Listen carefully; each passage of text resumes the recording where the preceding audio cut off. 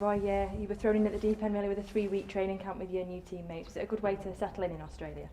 Yeah, it was exciting. It was a bit daunting walking in into a training camp, not knowing anybody in the squad, but after a couple of days I found myself settling in.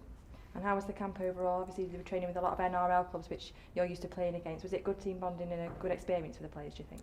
Yeah, I thought it was great. The NRL experience, that was part of the name of the tour, and I felt like the lads taken a lot out of that tour.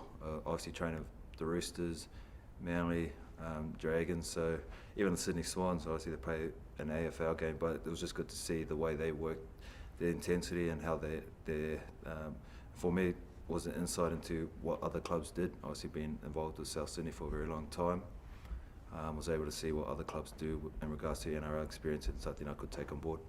And obviously you just landed in England, a bit wet weather. What are your first impressions of Warrington and the stadium here at the Halliwell Jones Stadium? Cold and dark, but it's obviously it's part of being up here in the north of England. So I knew what was coming. So it's but that the excitement of being involved with Warrington Wolves for Super League is kind of covers that anyway. So I'm looking forward to working with the squad and obviously with Tony.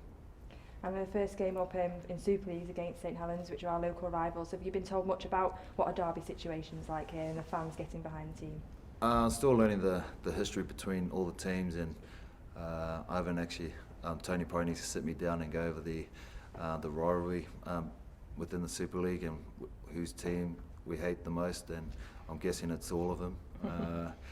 But it's I'm looking forward to that first game against St Helens. And finally, can you just tell us a little bit about yourself for the fans out there, and what can they expect from Roy Asotasi this season?